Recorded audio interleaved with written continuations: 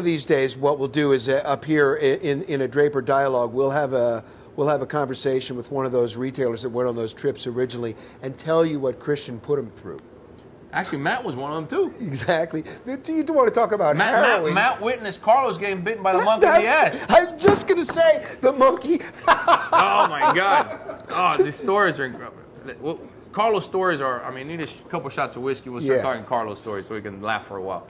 So, now it's on the cigar begins to explode in the marketplace. Because you were creating incredible enthusiasm around what they were doing with this tobacco and the cigars that they were making. And let's be honest. The cigars had extraordinary flavor that was very distinctive. There was nothing else in the marketplace. You know, a lot of times, you know, whether you're talking about a Dominican cigar, a Nicaraguan cigar, Honduran cigar, you find something, you like it, you enjoy it, you go, wow, this is really great. This is for me. I like this a lot. But there's 5 other things that might be competing for your market dollar that have similar claims and that have, you know, a flavor that's in the neighborhood. Yeah. The Diplomas especially had a taste no one else could come close to. Well, you know, I'll tell you guys a story about the Diploma. That's actually that's a tremendous story, that cigar. And if today you do nothing else when you leave besides having bought these, besides having been through 40 and Corojo and Asylum, and then we'll talk about Winwood, you should you should try the Diploma also. It's a tremendous cigar, very, very good cigar. The Camacho Diploma, fantastic. So, which is now, your child. A little bit, just to backtrack a little bit. Again, at this point, I'm 27 years old. Chip on my shoulder. I hate Cubans. I hate everything about Cubans. I can't understand why a guy would smoke Cuban cigars. So I said, you know what? I'm tired of CA giving 94s to these stupid Cubans. I'm going to Germany with PricewaterhouseCoopers, and I'm going to do a blind taste test with all these freaking Cubans and show them that the Honduran tobacco, the Corojo, is the best. So, sure enough, I did. So we do these taste tests. We did Partagas Series number 4. We did Pollo Epicure number 2. Monte Cristo. How do you remember all this stuff, man? All right, so it was Monte Cristo. It was a Sancho Panza or Ramon Alones. Anyway, one of those. Sancho. Man, so we do these things, and I remember this one German guy gets up. This is a farce. He said, no, we got the gentleman for PricewaterhouseCoopers, and if you guys have ever met anybody who's German, these people have no sense of humor. They're completely square. And they really understood the rating, and that was incredible. So now the cigar all of a sudden explodes the cigar all of a sudden explodes in Europe, in Germany. So at this point also, what's in fashion are the lawsuits. Carlos Fuente just finished off his Opus X thing. George Padron is fighting the counterfeiting of the Padrones. So everything is, and these guys are getting tremendous press. Sure enough, I get an invitation for a lawsuit party from the Cuban government because we're using Habano on the bands for Camacho. And again, we're a small company, we don't have any money. All I did was I took Simon Camacho's old bands from the 1970s, because I didn't have money to produce new bands, and I just used the old bands, and on one side they said, you know, tobacco, on the other side it said Habano. So Cuban sues me because I'm using their name. So our German distributor, Philip Schuster, great man, great family guy, another guy with great tradition in the industry. He says, Christian, we got a problem. I said, no, Philip, that's the best thing. No, let him sue us. We need that. So, you know, we set some money aside for the lawsuit. Well, it turns out that there's a law in Germany. I think it's true all over Europe. You can't use the name Cuba, Havana. You can't use any of those names. So we you know, there was nothing we could do. There was no lawsuit there. It was just the law that we were violating. And their system's different than ours. We couldn't fight it. So I'll say, okay, fine. Then the copycats start. People start coming out with Corojo cigars. So now I start getting furious, completely furious. You know, and I'm, you know, because we need to separate the hybrid, the Corojo 99, from the original Corojo seed. Then I go to the United States Trademark Office, and Daniel Rodriguez, who was still alive at the time, gave us permission to take over the Corojo name. The Corojo name lapsed in 1996. So when we tried to renew it, the U.S. government said, no, you can't renew it because it's named after a region. Just like you can't register the name Washington, D.C., or you can't register anything after a region. So that's it. I couldn't do anything about it. So, but I started realizing something else that was magical. Copycat brands help original brands. Copycat brands help original brands. I said, oh my God, this is the best thing that could happen to us. So now all of a sudden, everything just begins to explode. So which I just saw a box that Matt has at the other store. I saw the original box, so I made these boxes for the Diploma. Diploma was, I took the very top leaf of the plants, it's called the top priming, or the corona. The reason it's called the corona because you look at the leaves to come up like this, then you have the flower. If you use your imagination, it looks like a crown. A crown. So that's why those leaves are called that. So when you prime a tobacco plant, you start taking the leaves at the bottom first. So the nutrients stay on the stalk and they keep going to the higher leaves. You know, the last leaves are the ones at top. These are the guys that get the ones that get all the wind, they get all the sun, all the rain. So nature makes these leaves very powerful, but also damages a lot of them. So you get very few pounds per acre, very few of these wrappers. Low yield. Very, very extremely low yield. Like a Corojo plant will give you 1,500 pounds for 1 acre. We were getting 40 pounds of these wrappers per acre. So so we could only make about 8,000 cigars per acre. I said, okay, you know, we're growing 300, 400, 500 acres now. We can make a few cigars. But originally my plan was I made a few cigars. I made like, I don't know, we had at that year maybe we had 100 customers that came to visit us. So I made these cigars that were in this pyramid box. It was a complete pain in the ass to open because it was like one you had to pull the lid on top. It was probably about this wide. You had to cut the package because the cigars were packaged in tissue inside, and you pull the cigars. And I wanted to be so bold and arrogant, I didn't even ban the cigars because I said the cigars are so good, I don't need a ban. Forget the ban. We don't need those stinky bans kind of a thing. So then retailers started complaining about how many cigars they were damaging when they were opening the package inside. Yeah, but then we had a system. You got to use a credit card. So we had all these instructions.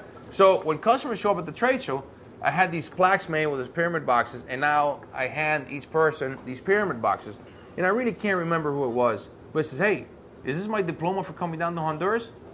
I said, "Yeah, sure." And that gave me a brand name. So that show must have been in July or August. And sure enough, man, you know, I said, you know, I think I'm onto something. I said, Sal, I bet you we can sell these cigars for $8 a piece. We'll put 18, let's attract the Jewish guys, L'chaim, and dude, I'm telling you, we can do really well with these cigars. So we packed these cigars in 18-count boxes. That's right. With this pain-in-the-ass pyramid box. And not only that, they took off so well that people actually got on automatic reorder so they could get the cigars. They were such great, I mean, that really was a... That was a high water mark in establishing a single cigar which would have the umbrella effect over everything you did, and people would literally, you have no idea how they were competing to get Diploma. It was, man. It was a great cigar, and we didn't know. We were so innocent, or not innocent, but let's call it innocent or naive or whatever at the time. We were so ignorant at the time. That's the right word. Because we really didn't know what was going on and what was happening. And it turns out that when I look back in the year 2000, Camacho truly is a cigar that invented the $5 full-body cigar category, because it hadn't existed for a while. Dominicans were killing us with, you know, medium body, the Connecticut cigars, which are still the #1 sellers today. But you know, as far as popularity-wise, there were no strong cigars at the time, at least not at that kind of thing. I mean, I know Carlos had the Opus, which is a very full-body cigar, but like today, they were very hard to come by. So now Camacho comes in and kind of develops this category. So when we had no competition, all of a sudden we ended up having, and I counted at one point, 92 brands compete against us over the next 2 or 3 years. But at that point, then the industry just kept growing, and it really just changed the scope of our business. And now Camacho became a big part of our focus. And of course, Sal always protected his background and everything. And Sal always said, and I can say it now more gladly because he's not here to defend it anymore. He always said that the Camacho Corojo was going to fail. He always said it, so I rubbed it in all the time. So here, if he's listening up somewhere, I'm saying it again. Just nobody would be more proud. Yeah. Nobody would be more proud of you than Sal. True. Absolutely true. And then you know, everything just kept developing after that. The company kept growing. But that is our love affair with the Corojo cigar. When you guys smoke that cigar, the CLE Corojo, a lot of thought, a lot of passion, truly a lot of what's inside here goes into that cigar. So take 5 for a minute. Let's talk about the shapes that these are in, because 40 and Corojo basically mirror each other in terms of the portfolio. Let's talk about the sizes. Yeah, and tell them about the 1118. Sure. We have the thank you, George. Thanks for reminding me. The blend. We have 3 versions of the CLE cigar. We have the CLE Connecticut, which now I'm putting George on the spot. He's going to have to bring him in. Because everybody knows about him. So everybody out there, call for the Connecticut. Again, another shameless plug. So we have the CLE Connecticut, we have the CLE 40, and we have the CLE Corojo. They're all exactly the same blend. What we change are the wrappers. Because one thing that I also want to show people, I want to show people two things with these cigars. Number one, the wrapper is almighty when it comes to changing the blend of a cigar. The flavor, changing the flavor. The result, the impact that the cigar has on you lives so much in the wrapper.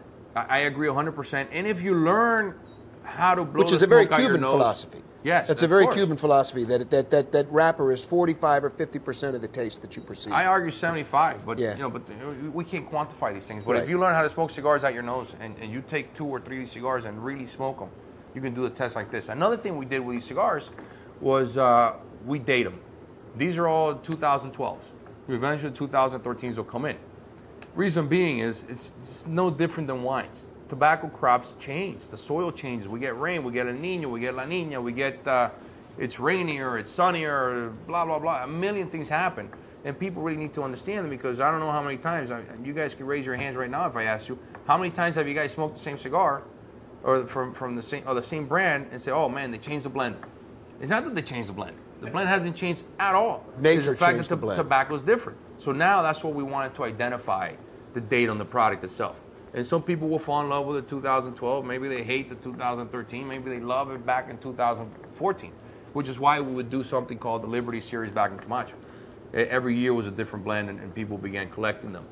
And the 1118 shape that was an original shape for the Corojo because we have this kid, he's with Drew Estate now, real good friend of mine, Salim Hanono.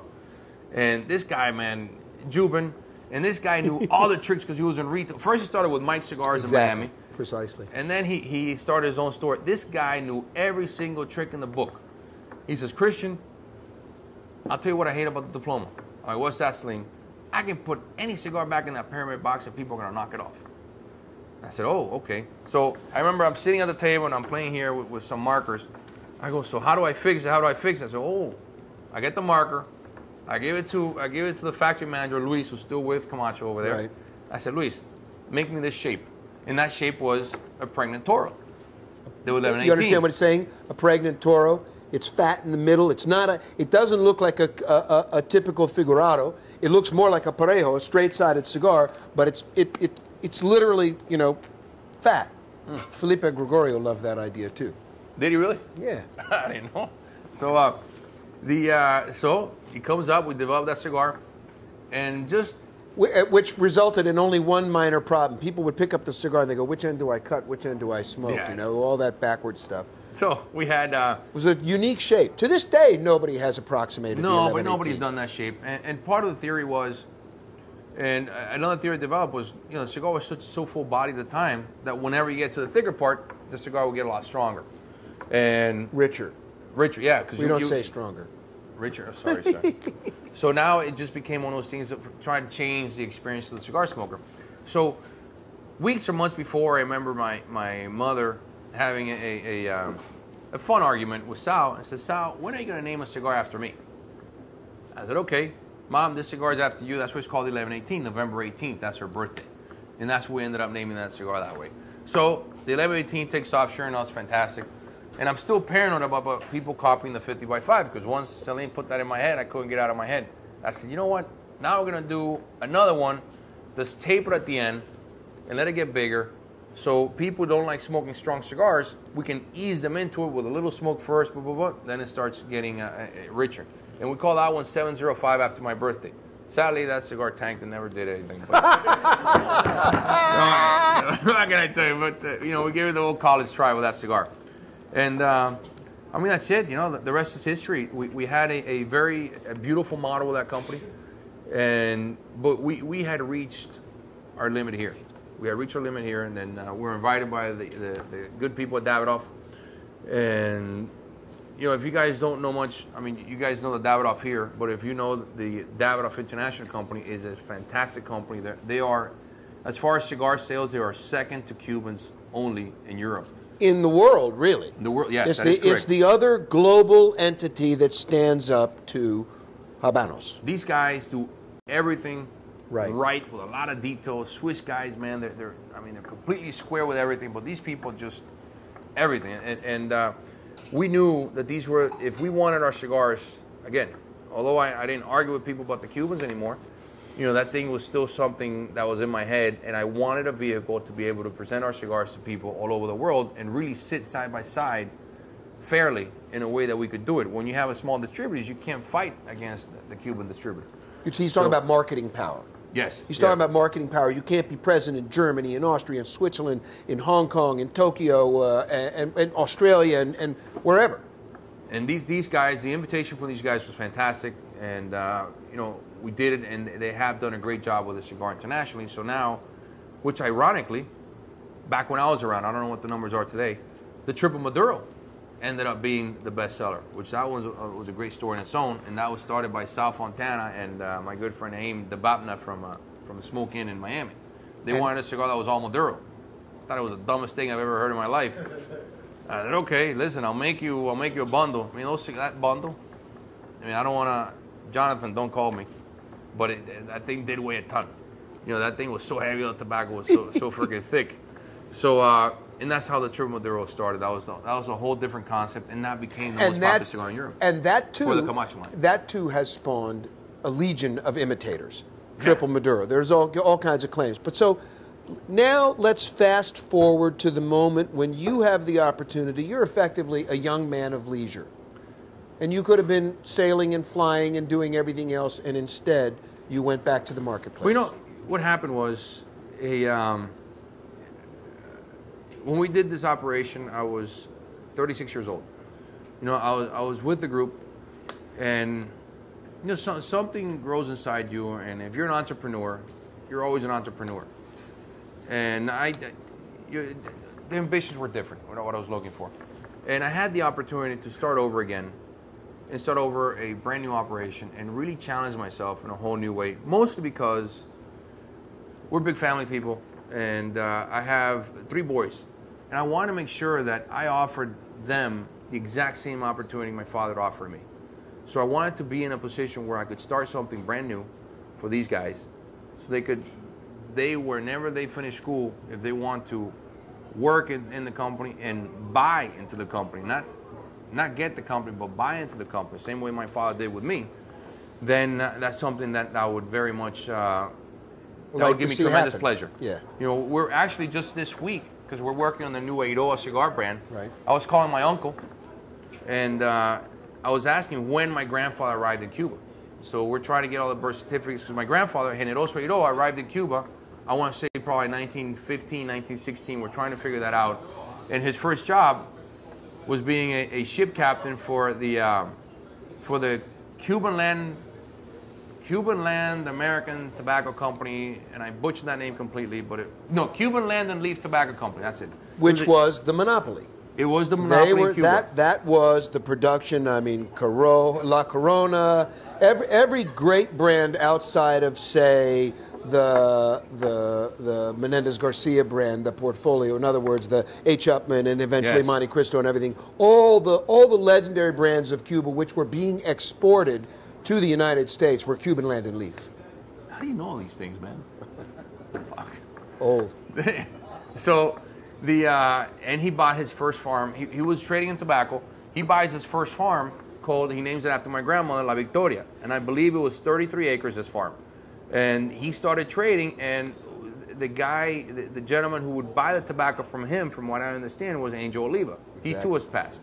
You know, his Johnny and not the cigar people, but the tobacco people. Not the people with the cigar brand, but the Oliva family, and they're probably to this day most closely associated with the Villazon portfolio. Yes, they are. Very, very close with. They were very close with the late Frank Inessa. I think Carol G's still very close with them. Yes.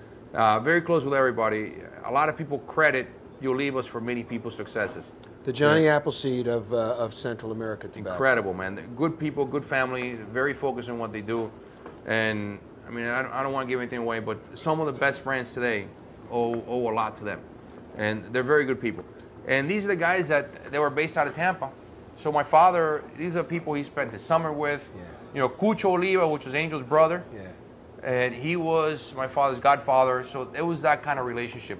So it was back when the embargo gets established, My father leaves Cuba and starts working in a company called Perfecto Garcia, or as George Bryant would say, Perfecto Garcia, as white people say it. Exactly. So, which was a Chicago brand. They sold 80% of the production in Chicago. So, he's sweeping the floors there. All of a sudden, he gets a call. Said, "Look, we're invading Cuba. Something pig invasion, whatever." And oh, the Bay of Pigs, good. I'm in. He, Daniel Rodriguez, a lot of very important Cuban guys, a lot of young heroes and guys that really wanted to change and get the country back, went on this. Fortunately, my father never landed in Cuba. The others that did land, they ended up getting arrested for years and tortured. And we were very fortunate. My father was just telling me the story the other day that after they left, you guys remember the whole Vieques episode, how the Navy was exploding bombs in Vieques? So in Puerto Rico. In Puerto Rico. So all the Cuban guys from the ships get taken to Vieques. But they didn't want the Cuban guys to just disappear and become U.S. citizens. So they put them in this island called Vieques. And they had no clothes. So they're all hanging out for months or weeks in underwear, just hanging out at the beach, just having fun, drinking beer, barbecue. Said it was a pretty good time. But then after they land back in the U.S., they said, "Look, my father said, okay, thank you. No. Bullshit. You got to serve your term, son." So he got shipped over to Korea, finished off his term in Korea, came back to Tampa. So this is about probably 1961, 1962. 62. The Angel Oliva, because the embargo is going to be established, they needed a tobacco supply. They needed somehow how to replace all this Cuban tobacco that all the manufacturers were using. So Angel there was a gentleman named Tino Argudin that was this big fat guy, from what my father tells me. He was just a crazy explorer. He found a bunch of different areas to grow tobacco in, and he grew this tobacco in Honduras that Angel absolutely fell in love with. And Angel always said that, in his opinion, that was the tobacco that most resembled Cuban tobacco. Well, he didn't know how to process. They didn't have enough people to process tobacco. You know, people in Honduras back then, they just lived off subsistence. They lived off growing corn. They lived off growing beans. They didn't want, they didn't need to work. All Honduras was all jungle, so I invite my father to go down there. Listen, I need you to go ferment the tobacco. Sure enough, my father goes down there, starts fermenting tobacco, and my father, again, I guess it's what I got from him. He had an entrepreneurial mind. He said, "Look, I'm gonna try it myself. I want to go ahead and try to grow tobacco myself." And part of the problems you run into, he didn't have enough people. Right. So whenever he had to process tobacco, he couldn't get enough workers, because when you pay somebody that doesn't need money, they said, "What's this? I can't wipe myself with it. What do I do with it?" So what my father did, he went to local jails and the local army. He said, "Look, I need men." So they would send a man, they would start growing. Then when they get to sort the tobacco, "I need women. Send me all the prostitutes you have in jail. They're going to start processing tobacco." Dunlea, the population of Dunlea must have been, I don't know, 15,000. I'm just guessing. Very few not people. even that. Yeah, not even. yeah. And my father tells me, Christian, now that I look back, it's a crime what we did to this country. We had barks of trees that took 11 men to go around. Yeah. But everything was plowed down. Everything was turned into agriculture for that. And that is how. Literally clearing the jungle to start farms. Yeah. There's a trick. I don't know if everybody here is in the lumber business, but there's a trick a couple of things that we learned afterward. Like if you want to chop down a pine tree, you got to wait until it's a full moon, because the tree is tricked into being daylight, so all the fluids and all the juices go up, and then when you cut the tree, you can use the wood for something. And when you cut a big tree, you don't try to cut it right then and there. You put diesel on it, and I guess the diesel rots it, and over an X amount of time, I don't know if it's a month or a year, whatever it is. So they were doing all these things. They're going through all these chainsaws or bulldozers. Just if they would have listened to the old campesinos, they would have told the farmers. They would have told them, "Listen, man, this is what you got to do, dummy." But they didn't do that kind of stuff. And but it really was. They tell me stories that whenever they wanted dinner, all they would do is go out with a 38 and a flashlight, walk right out, catch a deer, boom, bring the deer right back, or if not a deer, a cow, whatever, bring it back. Go to my aunt Vertica. Listen, Vertica, just cut that into filetes, please. And that's how these people would. That's how they lived. That's how they lived. 4 or 5 people, one shack. My father's first big purchase was a John Deere tractor for $8,000. There was a guy named Atala who owned the John Deere dealership. And they were very, very nice people, and they helped us out. So all these people really helped my father out. And today, the farm that we own, that we grow, that we process the tobacco in, and we just built our new where we built all the processing centers for tobacco and all this, is still the place where my father first stayed the first night he was in Honduras. So my father, he says, Christian, man, I've been in a regressive mode my whole life. You know, I started off in Tampa, went to Honduras, went back to Tampa, and ended up back in Honduras again, farming tobacco, what I've always done. Because, you know, so he started developing something really interesting in Honduras, and he started growing a lot of this Candela tobacco, doing a lot for the Corral Wadisca and these people. So he gets invited one time. So you're talking about the 1960s at this stage. Yeah, 1960s, late 60s. Into the early 70s for... Yeah, we're tickling 1970 now. He gets invited by a guy named Lou Banto, who was the CEO of U.S. Tobacco. Lou Banto needs Candela wrappers. I don't know what brand U.S. Tobacco had at the time. I just don't know. They're both most known now for Skoal, and they actually changed their name to U.S. Smokeless Tobacco Company, and they were acquired, I think, by Philip Morris. And Lou Banto. But the cigar division was purchased just to keep these guys current. Well, no, what happened was they lost a lawsuit to General Cigar or Swedish Match. Right. And they said We'll there was take a $200 million lawsuit. They said, look, take the cigar company. We'll appraise it at $40 million as payment. Do you accept that? Oh yeah, sure. We'll take it back. And that was became a part of the Viazon, the general, the Scandinavic Tobacco Group portfolio. That's correct. Silo. That's absolutely correct. Don Tomas, Helix, and all these brands. And so, oh, wait a minute. I remember the name of the U.S. The U.S. Tobacco cigar that was their success in the 1970s. Oh no. That's Helix is a cigar boom of the 90s brand that a bunch of guys who were U.S. Tobacco executives who had basically cut their teeth at General. But they had a brand in the 1970s. It was actually beautiful. It was all a gorgeous tobacco. Don Tomas. No, well, Don Tomas came afterwards. First they had this, it'll come to me in a second. I'll shout it out in the middle of this. Forget it. But as soon as he says that name, Wilson, write it down. We're going to register that name. Yeah, exactly. And let me tell you, it was a great brand. He gets invited by Lou Banto to say, listen, Julio, how much do you need to grow, whatever, 500,000 pounds? Oh, Mr. Banto, you know, I need probably about $300,000. Gets on his phone. Miss Emily, please walk in here. And they give him a check for $300,000 right there, first meeting. What he really needed was 50,000. He said 300. And no, I don't know. Maybe, I don't know. Yeah. So the old man goes back down to Honduras. He says that every 10 minutes he's checking his pocket, make sure the check hasn't fallen out. You know, there were no wire transfers. None of that stuff existed. And then came the relationship with U.S. Tobacco, which was a great relationship. They're the first to start doing bobbins down there. Mm-hmm. They built that factory where General Cigar is now. They built it, I want to say, 1975, 1976. That's when they started making the Don Tomas product down in Honduras. Unfortunately, because back then the roads were so bad, as the crow flies from Tegucigalpa to Danlí, you're talking about 40 miles, all right? Now, driving it might as well take 40 days. Yes, back then there were no paved roads, so it was like 4 or 5 hours. So what you do is you would fly. Yeah. You buy the Cessnas, and it was a 15, 20-minute flight. My father got to a point where he was flying more than he was driving, and he became too comfortable with it. So one day he's taking off from Tegucigalpa, didn't check the water in his fuel, the engine shuts off, has an airplane accident, my father becomes paralyzed in 1977. You know, he doesn't remember the date. We think it was mid to late September. 1977. So at this point, my father, I shouldn't be laughing, it was messed up. I just remembered a story I'll tell you guys in a second. So he ends up going to the VA hospital. They start trying to treat him. So he spends the next 2 or 3 years trying to learn how to walk. He went to witch doctors in Brazil. He went to these, you know, hit you in the head preachers. Oh, you're going to walk my son. And his last attempt was, this is the height of the Cold War. They come up to him and they say, Julio, the Russians found the cure for paralysis. Do you want to go there? Listen, I'll go wherever it takes. So he goes to, you know, he talks to the guys at U.S. Embassy. Listen, we don't care who you go over there, and then we'll just debrief you when you come back, because he was still very friendly with him in Honduras. So my father goes there. They had a picture of Lenin right behind his bed. They had the works.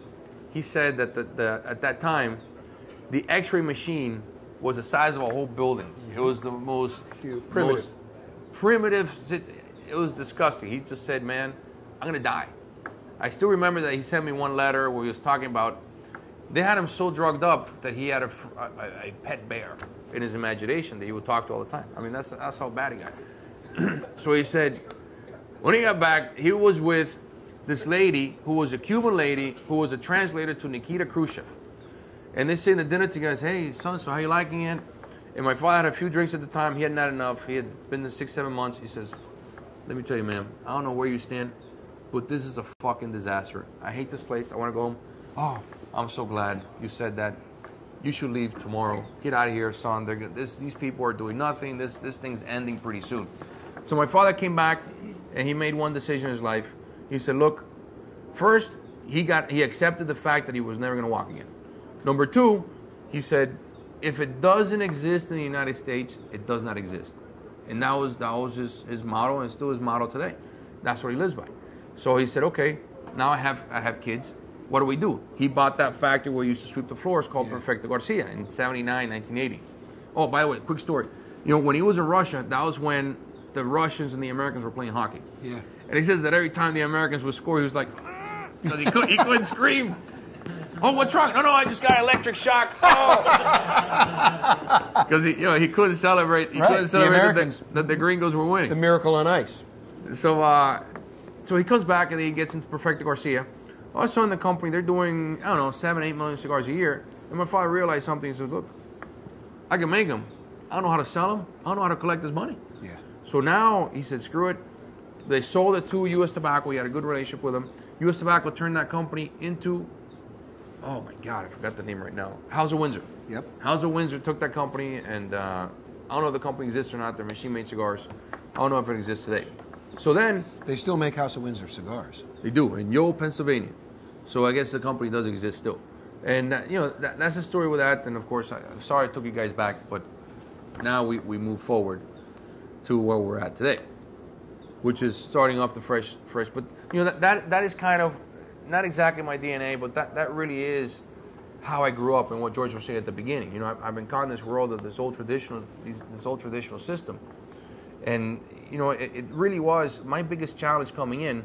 As Theo Foltz once called, we were at the CAA, Cigar Association of America meeting, and Charlie Torano and I walk in late.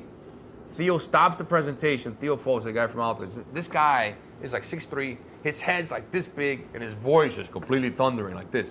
He says, everybody stop. We got 2 more members of the Lucky Sperm Club coming in. So, and that's my best description. That's how fortunate I've been in this business my whole life.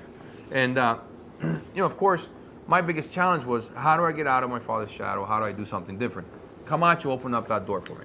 Camacho really did. And we went ahead and developed a great brand, great company, and I developed my own style.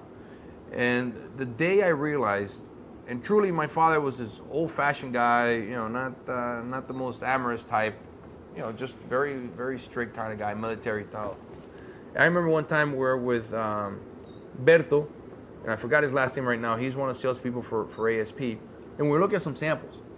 And we're sitting there downstairs, we're in the dining room, we're looking at all these tobacco tables. My mother's freaking out because the dining room table is full of tobacco samples. So I'm looking at tobacco, I'm real excited about what I'm looking, and I catch him looking at Berto, like, you see, the kid really likes the business. And that moment stuck to me, and that's when I realized, and that was probably around, like, the first year I was there, November, December, when I really, really got into it. So now, we started this new operation where I'm trying to do things again, trying to do things differently. We took, I was too young to retire. I wanted to do something different in the tobacco world. And I wanted to find people that had similar dreams and ambitions. Because I really admire that. I lived my dream. I done it. I was very fortunate. I want to pick somebody. I wanted to pick people that have the same kind of dream, the same kind of ambition, the same people want to be there, but they don't have the capital, the platform, the know-how, or the ability to do it on their own. So the first project that we worked on, which is, would you start bringing out the asylums, please? The first project, of course, we started working on the CLE. CLE is a family brand. It'll be CLE, it'll be Eiroa. We don't have samples of the Eiroa yet. That cigar won't be out for the next few months. I thought I had a blend. I didn't like them. Scrapped everything. Now we're starting fresh again. Come back and show these guys Eiroa when you're ready. Of course, man. Of course. I would love to do that. Please do that in this setting. It's going to take a while. And that brand is, in my eyes and in my taste, it's going to be absolutely perfect. And a cigar I've always wanted to make.